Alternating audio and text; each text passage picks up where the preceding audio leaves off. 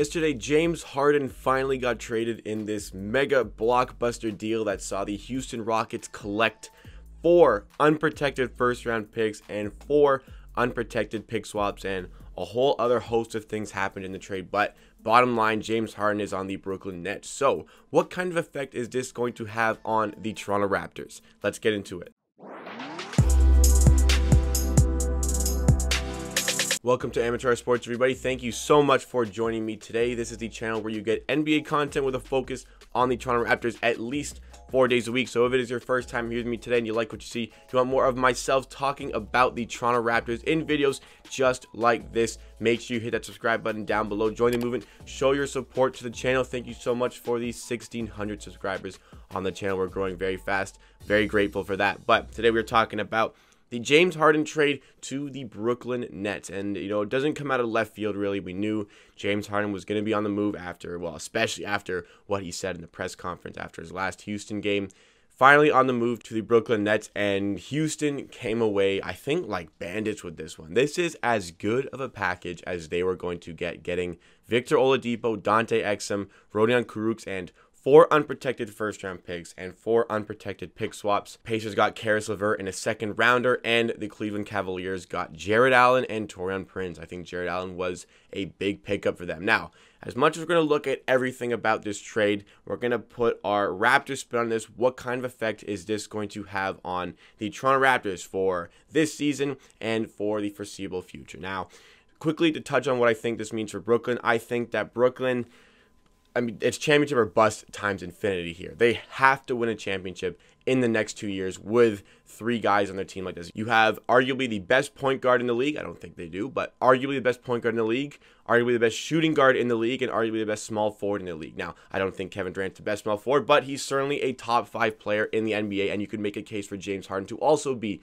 a top 5 player in the NBA. So, championship or bust. They gave away all their young prospects, all their young players. They gave away all of their future picks. So they got to win in the next couple of years. And I don't think that the East is really touchable at this point for the Toronto Raptors, especially with what they have right now. The East is not touchable as a form of getting out of the East, unfortunately. It's just a reality. Looking at the Brooklyn Nets the way they are, the Bucks the way they've strengthened, the way the Boston Celtics are improving, the Raptors need to look to improve for the future. And let me just say, that 2019 championship came at the exact right time. You know, there's a lot of teams out there who don't even have an NBA championship. So Raptors fans, as much as this is going to affect the East, be grateful that we've got the ring. We've got the championship, because that was more or less a 1-year window for the Raptors, and they seized that opportunity. But what I look at in this trade, I think the most important factor for something the Raptors can do with this trade is looking at the Cleveland part of this trade,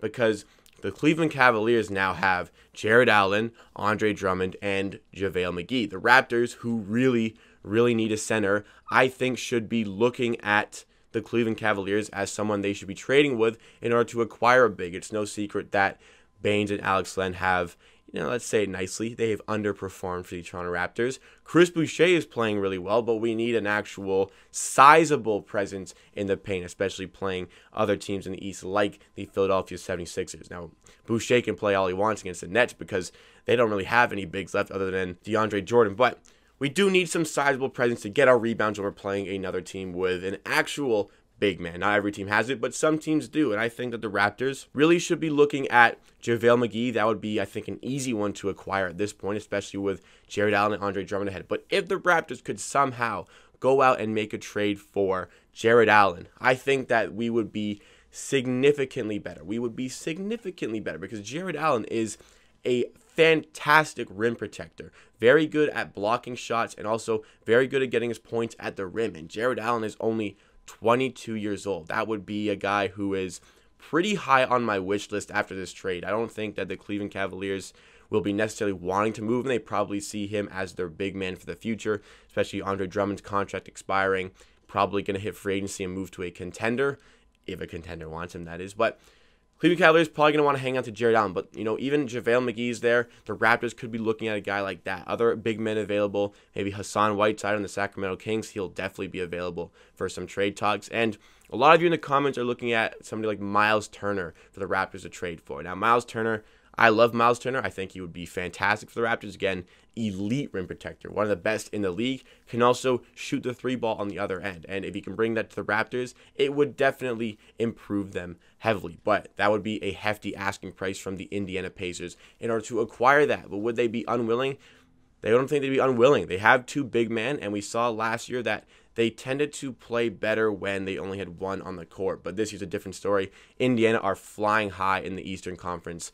Would they really want to tinker that? I don't think so. This is the first real shift in power trade we've seen in quite some time. I mean, you could look at the Anthony Davis trade like a big shift in power in the NBA, but I think that the Lakers were still a really good team, but for LeBron getting injured that year before they acquired Anthony Davis. But this is a real, complete turnaround, a complete shift in power as far as the NBA is concerned, because the Brooklyn Nets went from last year being a team who, scraped into the playoffs, got swept in the first round, admittedly, without a lot of their players. Now they are, I think, by far the best team in the Eastern Conference. How do you expect to beat this team? The only team that is capable of stopping the Brooklyn Nets in the Eastern Conference is the Brooklyn Nets. If they implode from within, that is the only way you're going to be able to stop them. It's like trying to take down the Avengers. The only way you're going to stop the Avengers is getting them to fight amongst themselves. So that is exactly what any team is going to have to hope for if they have any hope of getting out of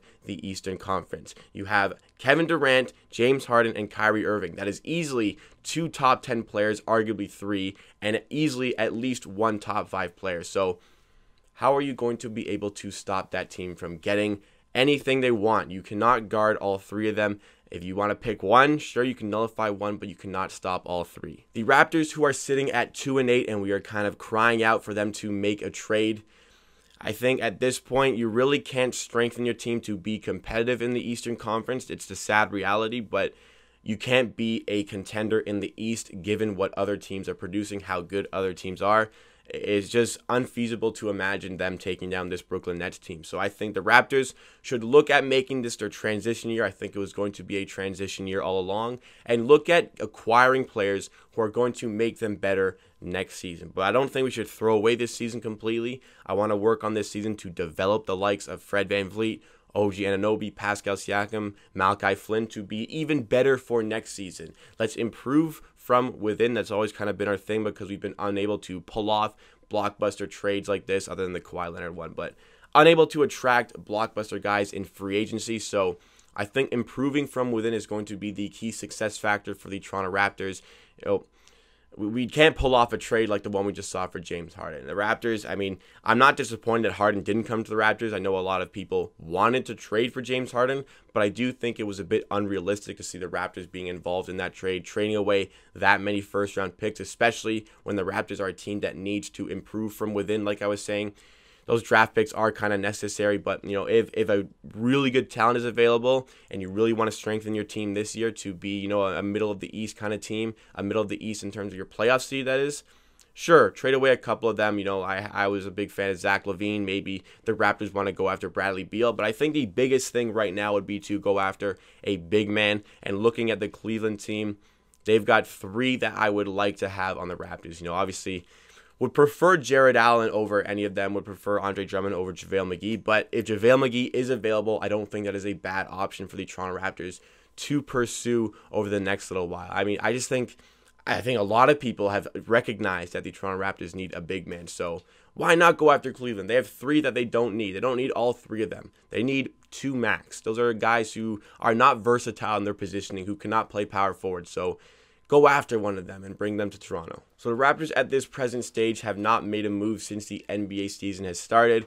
What they have at their disposal right now is, a good young core of players who are about to enter their prime. They're struggling right now. They have the reigning coach of the year who, has kind of been out-coached so far this season, but I think he can fix it up. And they also have the next 5 of their first-round picks available. So they can, whatever they want to do with those, they can trade them, they can keep them and build up a team for the future. There are a lot of possibilities here, but I think that the next couple of games against the Charlotte Hornets are going to be key in what the Raptors want to be this season. If they lose both those games, I think that over the course of at some part during the season, you got to move Kyle Lowry onto a contender and pick up some pieces to help build you for the future, because Clearly, if after 12 games you are 2-10, you have to recognize that it isn't your season. Maybe blow it up a little bit, let the guys develop that are there, and find some younger pieces for your aging pieces to build on for the future. Like I said, it's going to be very difficult for the Toronto Raptors to pick up any real quality max free agent or near max free agent. So if you can build from within and develop from within, that is going to be how you find success in the long run. The Raptors wouldn't pull off a trade like a James Harden trade. We got a Kawhi Leonard on an expiring contract. We gambled on the 1 year and it paid off. It big time paid off, and thank goodness that it did pay off, because the championship window was that 1 year. That 1 year, 2019, was the championship window. It was when the East was really regressing. You only really had the Bucks to worry about in the Eastern Conference, and because of that, the Raptors took advantage and won an NBA championship. I'm grateful for that every day, and every day that passes, I become even more grateful for that championship based on how good some of these other teams in the Eastern Conference are looking. Now, the Raptors kind of put all their marbles in on Giannis in the offseason, so they regressed. However, there's still a lot of good talent on this team. Pascal Siakam has this year plus 3 more. OG Anunoby has this year plus 3 more years. Fred VanVleet is in the same boat. We have those 3 guys to build around. Malachi Flynn on his rookie contract for this year and 3 more years. There is a lot to be excited about for the future, but there also is a lot of work that needs to be done. Getting Masai Ujiri to sign his extension, getting Bobby Webster to sign his extension. Those are going to be key if the Raptors want to be successful and be contenders, real contenders at some point over the next few years. It's very possible, and I think we have the best guys in charge to make those decisions. However, we need those guys to be in charge beyond this season. So to sum up, I think Brooklyn were better off probably not making this trade, because I think they were already the best team in the Eastern Conference when it got to playoffs, unless something goes really south with Kyrie Irving. But they put themselves in a position to be the favorites for the next couple of years.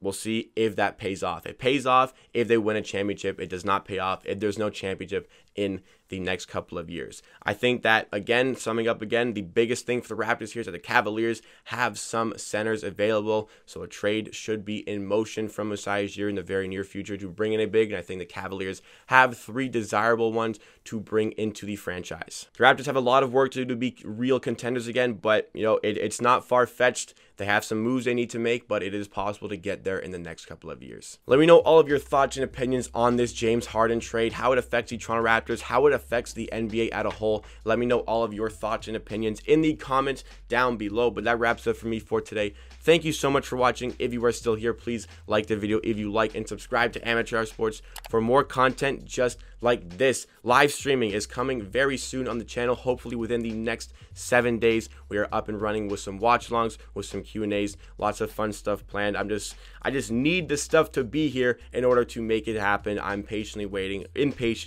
waiting, that is, to get everything set up and bring that content to you guys. At the end of the day, I believe what I say. If you disagree, that is okay. We'll see you again next time for another video.